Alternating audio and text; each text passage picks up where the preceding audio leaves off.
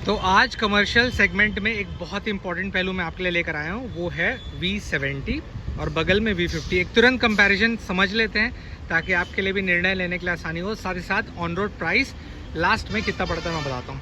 पहली बात, जैसे आप डिज़ाइन एलिमेंट देख रहे होंगे, बाकी चीज़ में ऐसा कुछ अंतर नहीं है, पर जो मेन खेल कराया गया है वो उसमें जो छोटी मोटी खामियाँ थी उसे पूरा करके इसमें रखा गया है।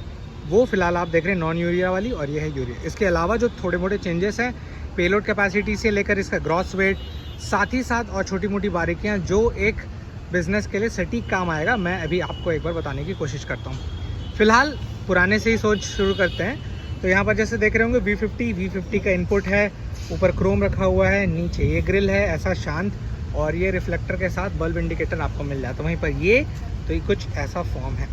डिफरेंस फिर क्या है ना, सबसे ज़्यादा वो साइड से मैं अभी आपको दिखाता हूँ। तो इसमें आप देख रहे होंगे हल्की सी बढ़ोतरी दिख रही है, और वही चीज़ इसमें देख रहे होंगे तो ये समतल है। तो इस डाले के फ़र्क पे आपको इसकी जो चौड़ाई है उस पे 5 इंच का फ़र्क आएगा। 5 इंच का कैसे, तो 2.5 इंच इस तरफ से बढ़ा गया है और 2.5 इंच उस तरफ से बढ़ाया गया। अब सिर्फ इतना बढ़ाने का ये पर्पज़ था कि पहले जो भी सब्जियों के कैरेट आते थे उसे रखा जाता था यहाँ पर, तो उसे व्यवस्थित होने पे हल्की सी जगह पे वो थोड़ा सा चूक जाता था। वहीं पर अब इसे पूरा करके इस 5 इंच को बढ़ा दिया गया है। तो इस 5 इंच मतलब 2.5 इधर और 2.5 उस तरफ के फ़ायदे से अब पूरा कैरेट इत्मीनान से बैठ सकता है।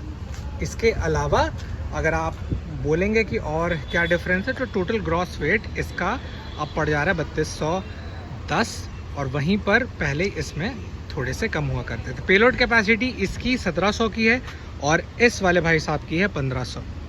ये छोटी मोटी बारीकियाँ बहुत ही इम्पॉर्टेंट साबित होगा, और कीमतों पर ये फ़र्क ला रहा है। कितने का ला रहा है वो मैं एट लास्ट आपको बताऊंगा। फ़िलहाल लमसम समझने के लिए ये जो गाड़ी है ये लगभग मोटा मोटी समझ लीजिए कि 11 अराउंड पड़ जाता था, 1094 समझ लीजिए। जब भी आप वीडियो देखेंगे शायद वो कीमत बढ़ जाएगा, और इसका मैं आपको लास्ट में बताता हूँ। जैसे अगर अंदर घुसते हैं इसमें तो यहाँ पर सेम वही चीज़ शांत रूप से दिया हुआ है, ठीक ठाक कुशनिंग के साथ, कि जो ड्राइवर भाई साहब हैं और जो साथ वाले हैं उनके लिए थोड़ा सा वो आसानी साबित हो, और अंदर से एक झलक ऐसा दिखता है। वहीं पर अगर मैं इधर जाऊं तो यहाँ पर ऐसा सेम एलिमेंट आपको मिल जाता है। फिलहाल दूसरे रंग पे है, तो दूसरे रंग पे ये वाला इनर बॉडी कलर भी सेम वही है, इसलिए वो ऐसा दिखता है। और वहीं पर जैसे अंदर का आप फ़र्क देख रहे होंगे तो सेम एज इट इज़ आपको मिल जाता है।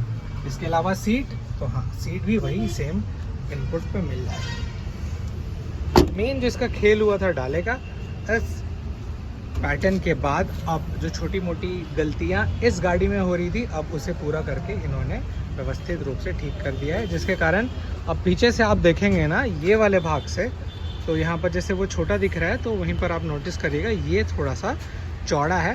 तो बहुत समझ के इसे 5 इंच बढ़ाया गया है कि जो भी सब्जियों के कैरेट आते थे वो सटीक आ जाए।